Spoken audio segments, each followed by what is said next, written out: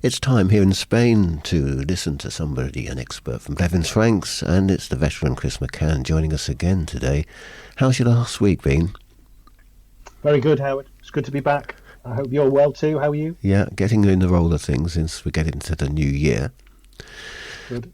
But now we're going to look at the latest visa news for Spain. We did mention this last week, and well as some new tax incentives introduced by Madrid. But it was back in April last year that the Spanish government agreed to eliminate its Golden Visa residence programme. This went through Parliament in November and December, and what was the result?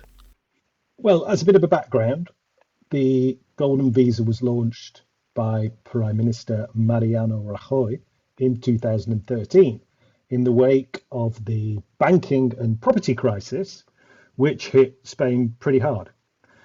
However, the escalating housing crisis over recent years, driven by rising property prices and restricted access for locals, has led to criticism of the programme. The government hopes that by eliminating the Golden Visa, it will help ease housing shortages and make homes more affordable for local residents. I'm not sure how successful that will be, but Spain has also been under pressure from the European Commission, which wants to clamp down on such residence schemes, generally because of security concerns. The long and short of it is that on the 19th of December, the Spanish Congress officially approved the repeal of the Golden Visa programme with 177 votes in favour and 170 votes against. So what happens now? Well, the new law will now be published in the official state gazette, and the repeal will then come into effect 3 months after that. Now, further to our very recent conversation, Howard, I believe that is the 3rd of April. Yeah. Until then, the programme remains in force and new applications can still be submitted. If you have already been granted a Golden Visa, you don't need to worry. It will remain valid for the original term and can be renewed in accordance with the original provisions of the programme.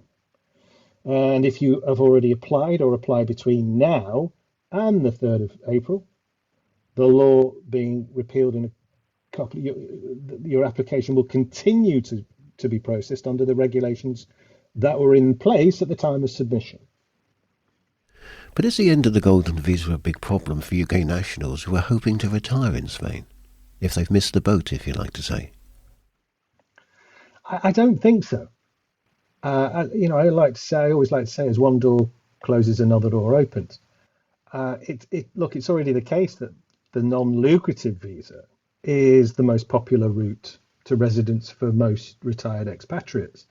And whilst the non-lucrative visa didn't used to provide the same level of flexibility as the Golden Visa, a Spanish Supreme Court ruling in early 2024 means that it now potentially can. I'm not going to go into detail, but in brief, the ruling means that you no longer need to spend over 6 months in Spain to be able to renew your non-lucrative visa.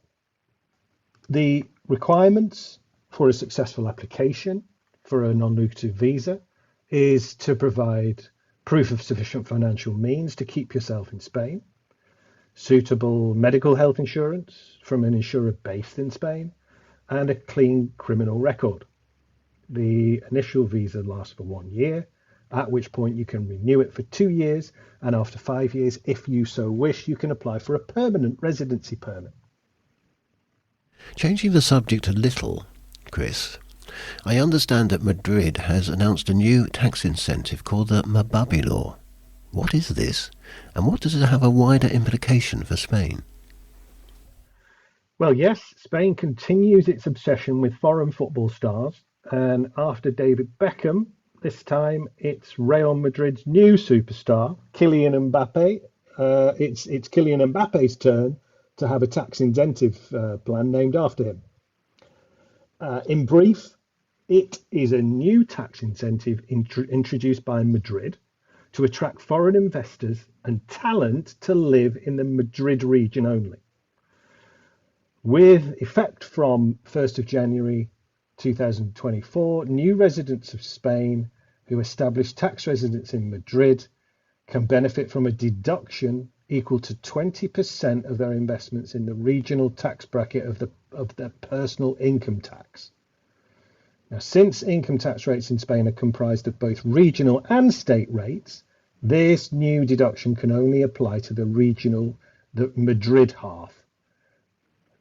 For example, if you were to earn 10 million euros per year and decide to invest 2 million in qualifying investments, 20% of your investment would be exempt from Madrid's regional taxes, resulting in a tax saving of around 400,000 euros. Now, depending on how much is invested, the regional tax bracket will be reduced accordingly. And if the taxpayer's tax liability is insufficient to absorb the full deduction, the unused amount can be carried forward and applied over the next 5 years.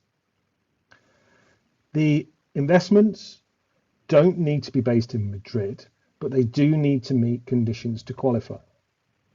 For example, they cannot be real estate assets or located in a tax haven, and you cannot hold more than 40% of the shares or equity in a particular company. You must also meet conditions to be eligible for this tax regime, such as not being a tax resident in Spain for the previous 5 years. You also need to live in Madrid and maintain the investments for at least 6 years.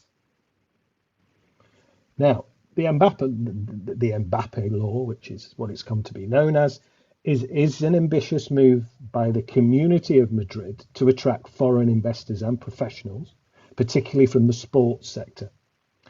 The 20% deduction provides a clear financial incentive for individuals to relocate and is expected to boost Madrid's position as a leading global hub for investment and talent.